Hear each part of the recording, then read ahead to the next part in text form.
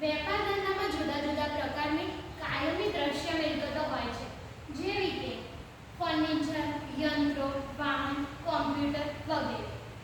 આવી દરેક મિલકતોને પોતાનું ઉપયોગી આયુષ્ય હોય છે. તેનો આધાર જે તે મિલકત કેટલા સમય માટે વપરાશમાં લઈ શકાય તેના ઉપર હોય છે.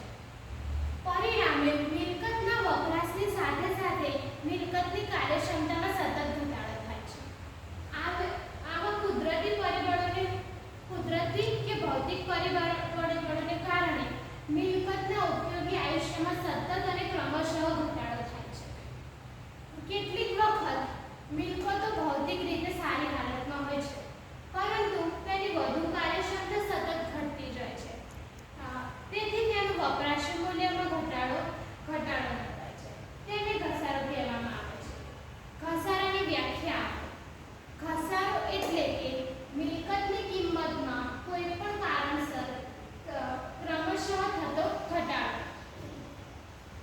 હવે આપણે ઘસારાના લક્ષણો જોઈશું.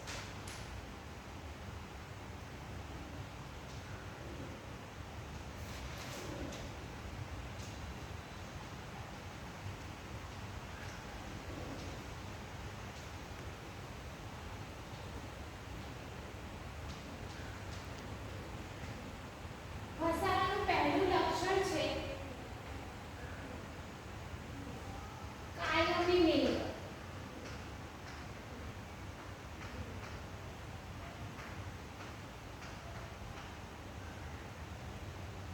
ઘસારો એ કાયમી દ્રશ્ય મિલકત પર ગણવામાં આવે છે.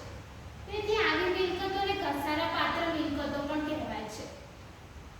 ઉપરાંત પેટર્ન, ટ્રેડમાર્ક, કોપીરાઇટ વગેરે જેવી અદ્રશ્ય મિલકતો પણ નિર્ધારિત સમયગાળામાં માન્ય ગણવામાં આવે છે, પરંતુ ચાલુ કે પ્રવાહી મિલકતો ઉપર ઘસારો ગણવામાં આવતો નથી.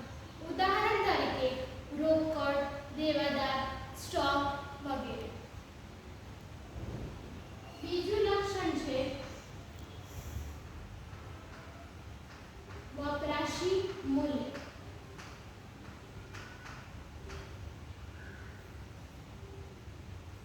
મિલકતના વપરાશની સાથે સાથે તેના ઉપયોગિતા મૂલ્ય અને વપરાશી મૂલ્યમાં ઘટાડો થાય છે. પરિણામે ઘસારાના કારણે મિલકતનું વપરાશી મૂલ્ય સતત અને ક્રમશઃ ઘટે છે. ત્રીજું લક્ષણ છે સમય.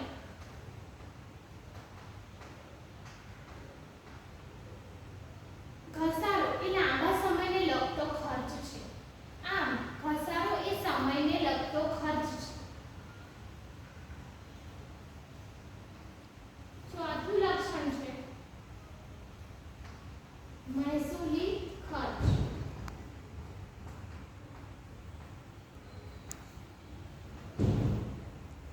ઘસારો એ બિનરોકડ મહેસૂલી ખર્ચ છે.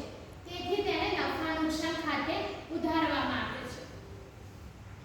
પાંચમું લક્ષણ છે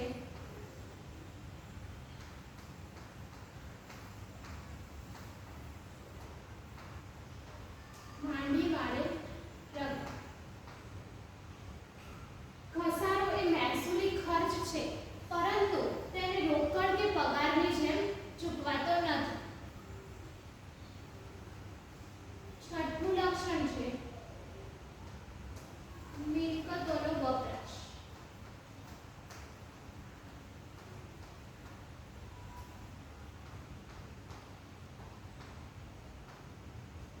ઉપર પૈકી આપણે જોયું કે ઘસારો એ સમયને લગતો ખર્ચ છે.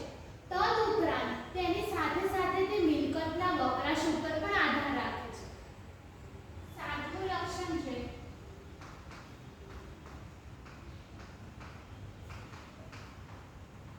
હિસાબી વર્ષના